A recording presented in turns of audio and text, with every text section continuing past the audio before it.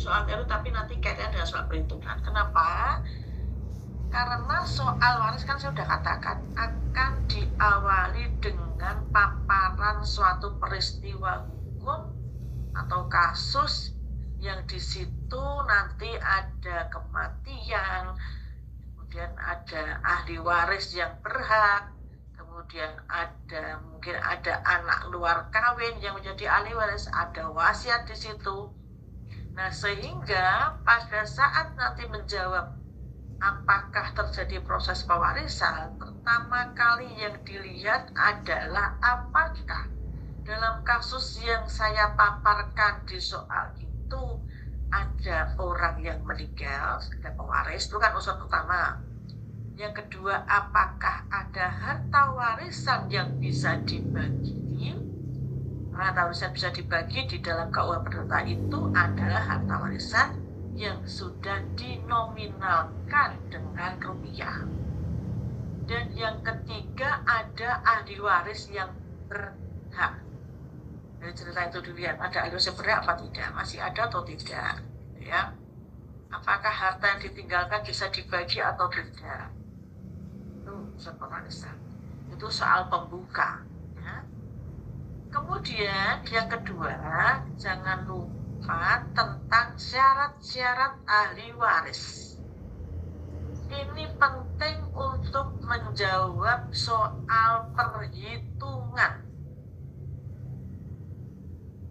Karena nanti setelah ada paparan kasus, yang harus dilakukan masa pertama kali adalah membuat gambar. Gambar dulu. Karena gambar itu yang menentukan nanti benar dan tidaknya jawaban. Kalau gambarnya jelas, ya, semua simbol ditempel, tidak ada yang lupa, yang keliru, saya yakin dari gambar itu kelihatan siapa ahli waris yang ya, harus digambar dulu. Nah, syarat ahli waris yang diingat adalah ada 3, masih ingat ya. Dia punya hak. Dia anaknya, entah itu anak sah atau anak luar kawin. Kalau anak luar kawin harus diperhatikan dulu, dia termasuk dalam kategori anak zina atau anak haram. Kalau di situ anak zina, meskipun diakui, dia tetap tidak boleh mewaris. Pengakuan itu enggak sah gitu ya, tidak berakibat apapun. Kalau dia anak alami, diakui, dilihat kapan saat pengakuan dilakukan. Ya, kalau pengakuan itu dilakukan sepanjang bapak yang mengaku itu sudah menikah dengan perempuan lain, maka anak tersebut juga tidak bisa mewaris. Ini ketentuan pasal 285 KUH Perdata. Ya. Nah, setelah atau dia bukan anaknya, tidak punya keturunan, tapi dia merupakan ahli waris yang ditunjuk lewat wasiat, testamen. Dilihat testamennya itu. Nah, untuk testamen ya dilihat. Kalau nanti misalnya saya mengeluarkan testamen lebih dari 1 gitu ya. Misalnya testamen untuk Y, untuk Z misalnya begitu. Y itu siapa? Z itu siapa? Bisa saya mengatakan pada saat pewaris masih hidup membuat ketetapan tentang hartanya dengan membuat wasiat. Yang pertama, untuk pihak ketiga ya, atau Z. Yang kedua, untuk anak luar kawin diakui bernama X1, itu harus dilihat testamen mana yang sah, testamen mana yang tidak sah. Ingat ya, larangan pembuatan testamen yang bersifat umum.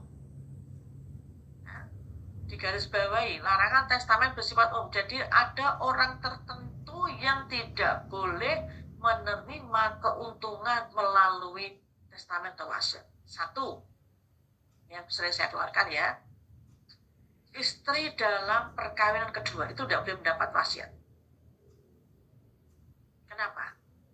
Karena hak bagian istri atau suami dalam perkawinan kedua, dan seterusnya itu dibatasi pasal 852A. Ada dua ketentuan kan?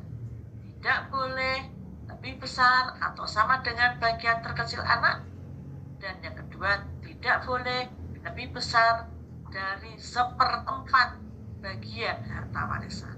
Itu ya.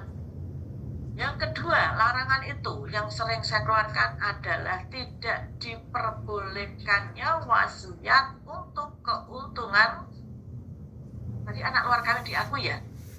Tadi akan berarti kan bukan itu. Yang saya katakan tadi untuk anak suami istri dalam peran kedua, tapi anak luar kawin itu ketentuannya 863, tidak boleh lebih dari itu kan. Nah, jadi kalau anak luar kawin itu dilarang karena bagiannya dibatasi 863, kan sepertiga kali seandainya gitu kan. Kalau dapat wasiat dapat lebih besar dari itu. Tapi kalau tidak diperbolehkan istri suami dalam perkawinan kedua karena melanggar ketentuan pasal 852A, itu tidak boleh. Termasuk testamen untuk kawan zina itu juga tidak boleh. Ya, itu yang sudah saya katakan. Nah, kemudian syarat yang kedua, dia sudah ada dan masih ada pada saat pewaris meninggal. Ya, tapi ingat, ada ketentuan penggantian tempat, transfer pooling 841. Tapi dilihat syaratnya, apakah keturunan yang menjadi ahli waris itu mati lebih dulu dari pewaris atau tidak, dan apakah yang menggantikan itu memenuhi syarat, dan lebih penting dia keturunan sahnya atau tidak. Ya, itu syarat transfer pooling 841 harus dilihat. Kemudian ketentuan tidak patut, ya, karena orang yang dinyatakan tidak patut tidak diperbolehkan menjadi ahli waris. Tidak patutnya yang seperti apa? Yang paling marahi kepleset gitu ya. Yang maksudnya kadang sering tergelincir itu adalah jangan setiap soal yang mengatakan tidak patut langsung di-outkan dari ahli waris. Tidak. Kenapa? Karena seseorang yang dinyatakan tidak patut, yang dia tidak berhak sebagai ahli waris apabila dia dinyatakan tidak patut terhadap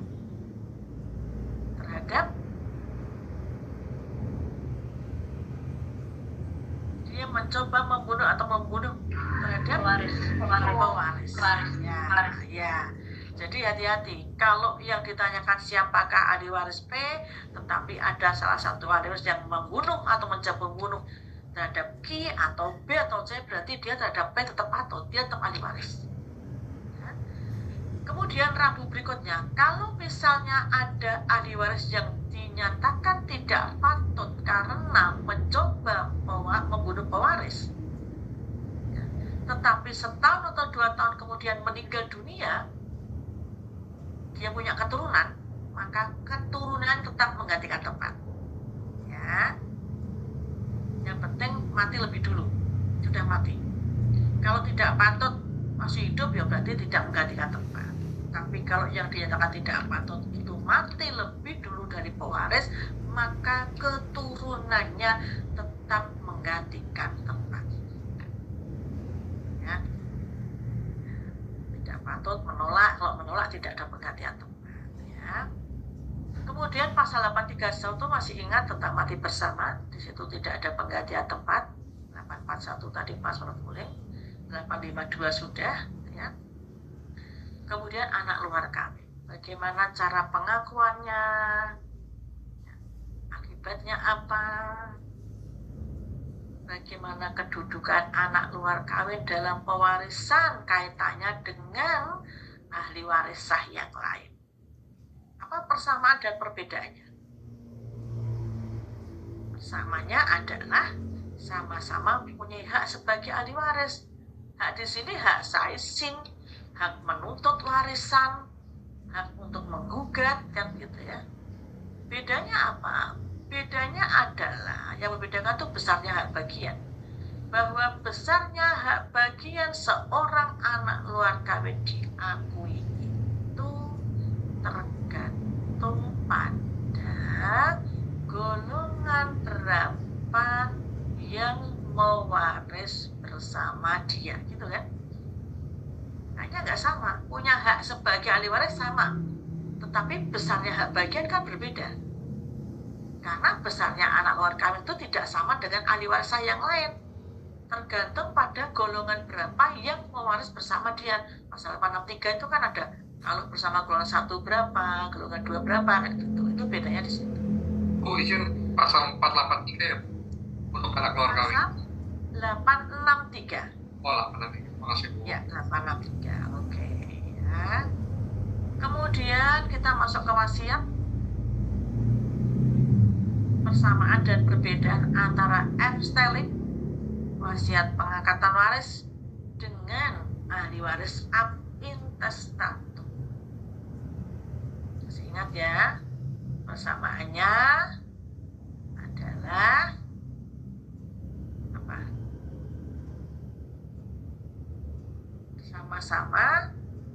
Sama-sama punya hak, kedudukannya sama, menerima aktiva dan pasiva. Jadi kedudukannya sama. Perbedaannya apa? Perbedaannya kalau di pewarisan pengangkatan wasiat F-styling itu tidak mengenal penggantian tempat.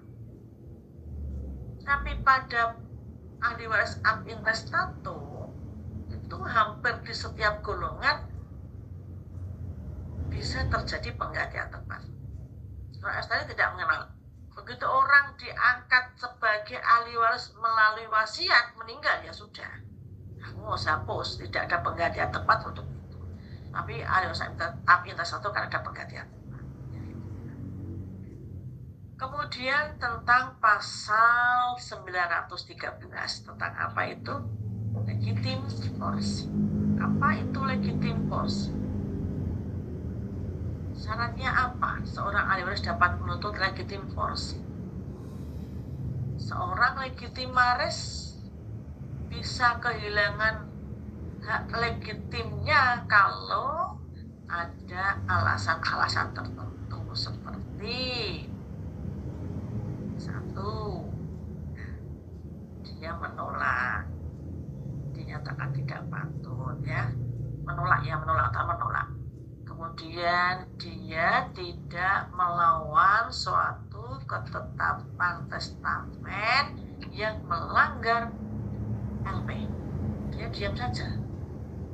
Sehingga nanti kalau dalam soal ujian, pasti saya akan mengatakan bahwa semua ahli waris legitimaris menuntut bagian mutlaknya. Kalau tidak ada kalimat itu berarti jalan.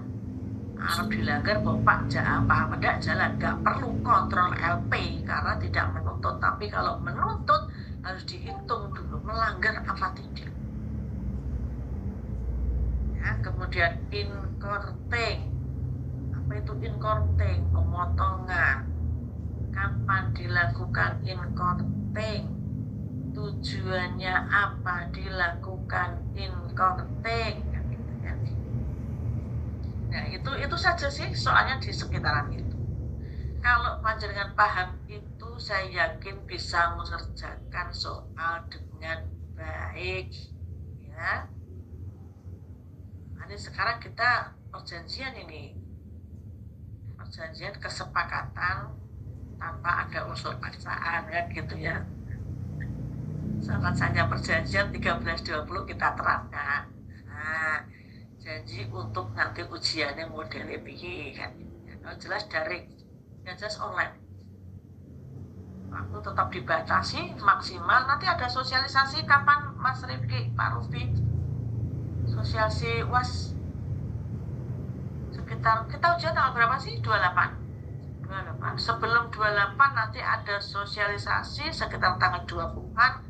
Bagaimana teknis ujiannya, bagaimana waktunya, bagaimana pengirimannya, kata seperti apa nanti akan di-share, diumumkan ke mahasiswa. Kita adakan sosialisasi UAS, ya. Kalau sudah disosialisasikan termasuk waktu pengiriman, ya jangan keluar dari yang sudah ditentukan. kalau keluar dari ditentukan itu dosennya nggak mau menerima. Kalau nggak menerima berarti kan nggak keluar nilainya. Kalau nggak menerima berarti kan harus mengulangi lagi. Nah, kan eman-eman gitu ya. Jadi usahakan selalu on time. Sebisa mungkin sebelumnya sudah dimasukkan. Termasuk tugas. Ya, sampai buka prodi sih so dirayu-rayu buka prodi, maaf dong terlambat, salah bla bla bla bla bla gitu ya. Tapi kalau sih mbak Liani kan aku nggak iso perlu ikut campur itu kewenangan dosen masing-masing. Kalau saya ikut-ikutan ngomong nanti saya salah. Gitu ya. Kemarin ada itu mahasiswa, saya cerita ini lapor ke Pak Dekan, ya kan?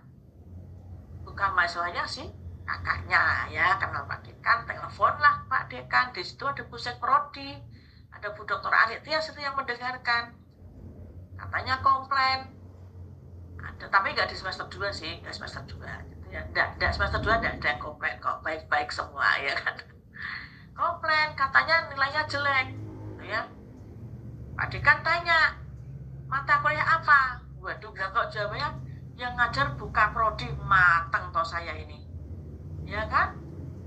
Pak Dekan nggak bilang ke saya, Dokter Ani dari ruangan dekan balik ke orang bilang buka prodi.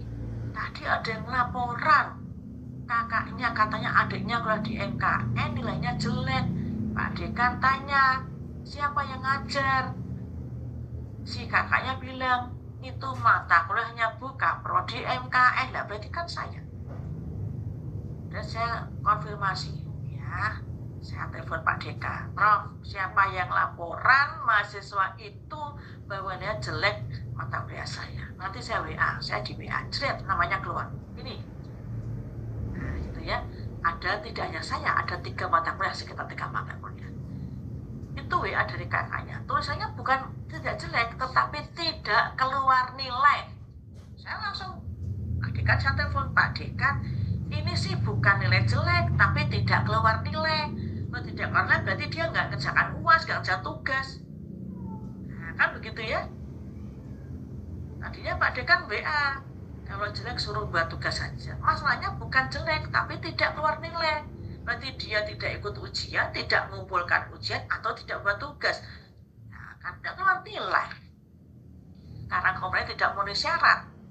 Beda kalau nilai jelek loh. Nilai jelek itu mungkin nilainya C gitu ya, mau ditutup jadi B asal ada tugas. Tapi kok tidak keluar nilai biayanya itu, masuknya itu tugas, nggak boleh dong. Berarti dia kan tidak ikut ujian, nggak ngerjakan ujian. Faktornya apa? Macam-macam. Terlambat ngirim.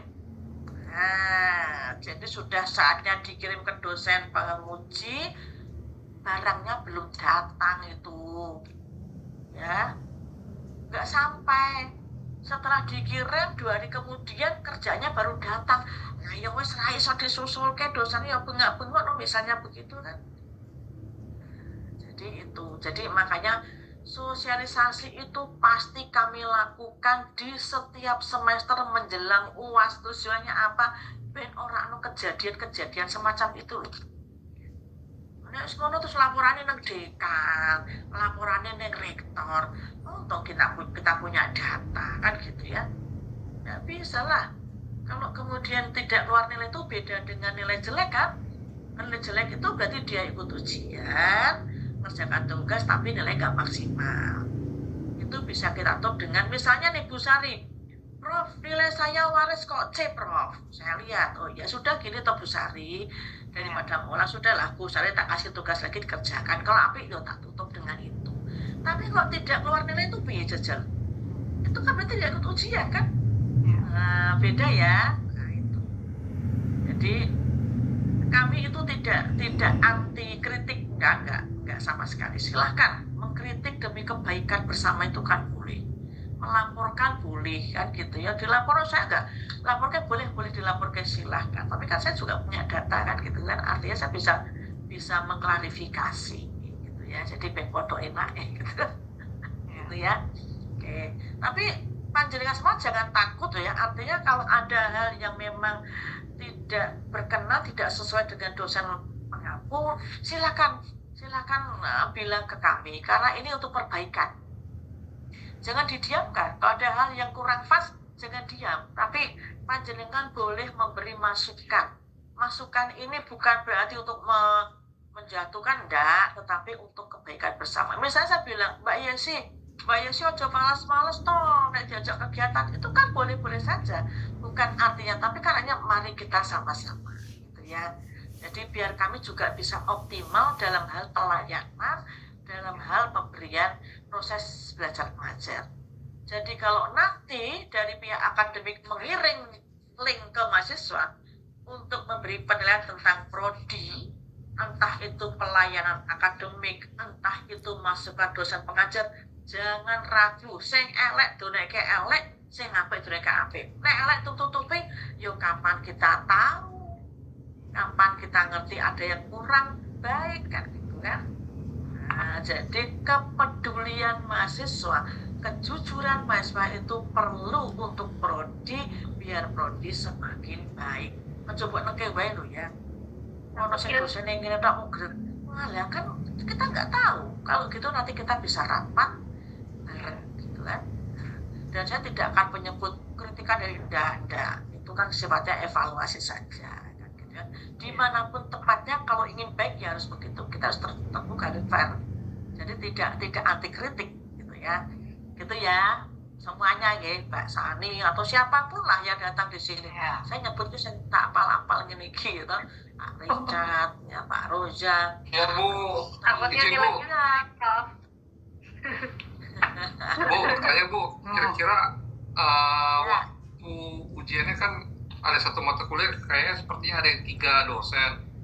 Ada kemungkinan jadi satu mata kuliah 3 jenis soal, belum lagi satu hari bisa 2 mata kuliah. Itu mohon bantuan itu di mana waktunya Bu? Oke, gini, kalau saya nggak cerita yang lain ya, kalau saya misalnya kayak saya ngajar di hukum keluarga kemarin semester 1, 3 dosen kan, saya tidak akan uji tapi hanya tugas. Oh baik Bu. Gitu ya. Kemarin ada yang sudah kontak saya, ada dosen tertentu yang mengatakan, Prof boleh tidak gini-gini? Boleh, itu kewenangan dari dosen, silakan. Kan begitu kan? Nah gitu Pak Richard ya. Ya Bu, Pak Paling khawatir sama yang ini Bu, pengalaman kemarin semester 1 yang diminta tulis tangan akta itu kadang makan waktunya lumayan banyak sih Bu, kalau harus tulis tangan itu. Iya. Siapa itu? Yang suruh nulis tangan siapa? Pak Ribagio. Ya. Oh, Pak Ribagio. Bukannya nggak mau sih Bu, cuman waktu itu Bu bener-bener mepet. Waktunya ya, yang kendala waktunya. Iya Bu, karena text time Bu, kalau tulis tangan ya, kecuali cuman 2, nah itu maksudnya kalau 3 tulis tangan mepet. Iya. Ya, sami-sami nanti dipikirkan Pak Richard. Tapi begini, mungkin tulis tangan itu ada maksudnya mungkin ya. Ini bukan negatif thinking dengan mahasiswa, karena mahasiswa kadang-kadang melakukan itu. Gini, ini pengalaman saja ya. Kayak mata kuliahnya, maaf Prof Rini itu pernah cerita ke saya.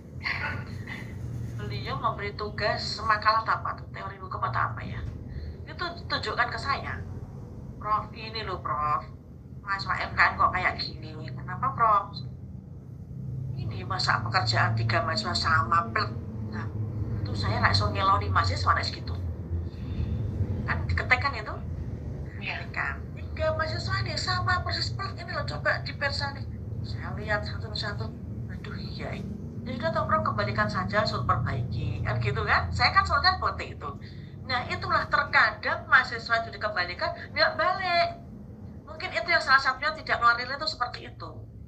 Nah, mungkin saya jawab Pak Richard tadi, kenapa Pak Ribagio tulis tangan, mungkin menghindari itu maksudnya. Maaf Pak Richard, mungkin ya, saya kan nggak tahu pertimbangannya apa gitu ya. Jadi kalau tulis tangan kan tulisan sendiri nih, ya kan? Nah, misalnya nyontoh kan tertulis nih, orang mau anggar copy paste, di print, ganti jeneng.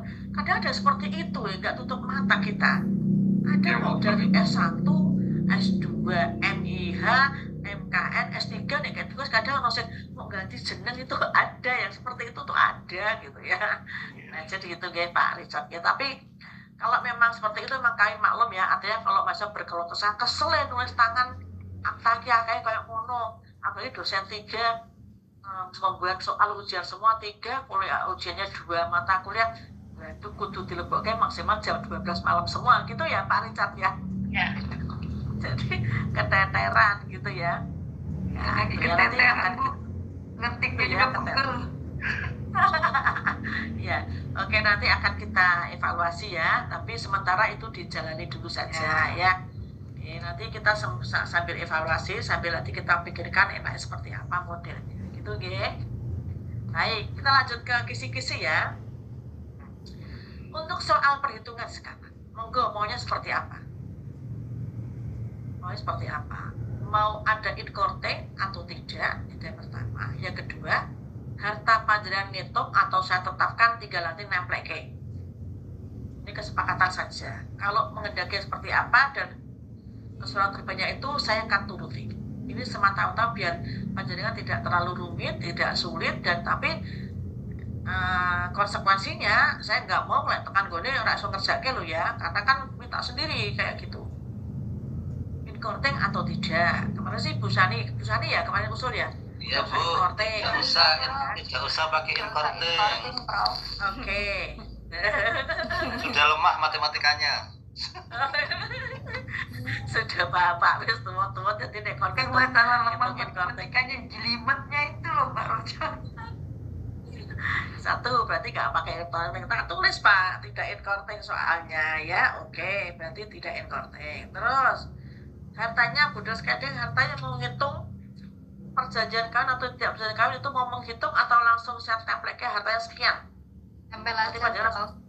Tempel, oke, tempel. Mbak Ika bisa tempel. Yang lain setuju tempel atau ada yang pengen ngitung? Sani guyu-guyu. Tempel Mbak Sani. Tempel aja Bu, langsung Bu. Tempel ya. Oke, tempel ya sudah. Berarti soal perhitungannya tidak inkorting, tempel. Testamennya 1, 2, 3. Nanti pada panjenengan ngecek testamen yang sama tidak mana atau 1 atau butuh 2, 3 ben variasinya akeh. Ada berapa soal, Prof? Hanya 1 soal kalau perhitungan. Jadi gini, nanti soalnya hukum waris Islam kan Prof Abdul ada sendiri ya. Hukum waris BW itu ada 2, A dan B. Soal A itu soal teori yang tadi saya katakan di atas tadi. Ya kan, misalnya saya tanya jelaskan persamaan dan perbedaan antara ahli nak luar kawin diakui dengan ahli waris sah dalam kedudukan sebagai ahli waris. Tadi yang saya sebutkan persamanya ini, perbedaannya ini kan gitu ya. Nah itu soal teori. Terus yang B itu pure soal perhitungan. Soal perhitungan itu berarti nanti yang kasus itu panjenengan gambar, pertanyaan siapakah ahli warisnya dan berapa bagian masing-masing sampai pada rupiah. Tapi kan itu sudah kita setujui, sepakati, maksudnya kita sepakati bahwa soal tidak inkorting dan uang rupiah sudah kita tempel. Sekarang testamennya mau 1 testamen atau 2 testamen, Anda berarti ngecek mana yang sah mana tidak. Tapi jelimet katanya 1 saja ya, daripada jalan kangelan ki sing sah sing ora sing tak jawab dhewe lah daripada kangelan nanti ya. Saya sih gak ada soal gampang. Saya sih gak ada soal gampang, tapi engkau garapen soalnya gampang Prof kalau dibaca, garapen saya ngangel Prof ada ngono lah, bingung saya nanti malah ya. Oke, gitu ya. Prof izin Prof. Ada yang ditanyakan? Ya, sini Prof. J. Itu berarti nanti kita ketik atau tulis tangan Prof untuk hukum waris ini Prof, karena kan ada ini. Ya, kalau Prof atau saya nggak tahu, kalau yang waris BW mau enak yang tulis tangan atau ketik bebas. Saya tidak mau membebani mahasiswa kok. Diketik boleh, tulis tangan boleh, asal terbaca ya. Asal terbaca. Monggo, karena ngitung ya, kalau ngitung mungkin nggak diketik gawene gambar. Itu suatu susah ya. Gawene gambar kan butuh waktu. Silakan kalau panjenengan mau tulis tangan ya boleh, tapi mau Pak Richard ngomongnya terus tangan tak ke waktu ya Mbak Sani, makanya bebas lah, yang mau tulis tangan boleh, yang ketik boleh, sakarmu, penting ada pekerjaan di meja saya mungkin kombinasi kali Bu, yang teori kita ketik, nah pas gambar kita print dulu baru kita tulis tangan. Boleh Pak Richard, boleh ya, boleh folio gitu ya. Folio ya, folio nek kertas cilik kok pirang bedel mbak, portfolio kan ya gitu ya, itu ya, paham ya. Oke, semoga tidak kesulitan pada saat ujian, bisa mengerjakan dengan baik gitu ya. Ini kan masih ada waktu sampai tanggal 28. Kalau misalnya nanti pas belajar ada yang sulit, silahkan WA saya, ini 24 jam tak buka ya. Gitu ya. Saya tunggu hari Sabtu siapa yang berangkat hari Selasa di Selo Penyuluhan Hukum, nanti bareng-bareng dengan kami. Gitu ya. Oke, cukup. Saya akhiri karena ini kuliah terakhir. Saya cukup sekian ya. Selamat sore. Wassalamualaikum warahmatullahi wabarakatuh. Selamat sore. Matur nuwun, Prof. Sami-sami. Terima kasih. Ya, Oke, Prof. ya, sami-sami. Oke, Prof.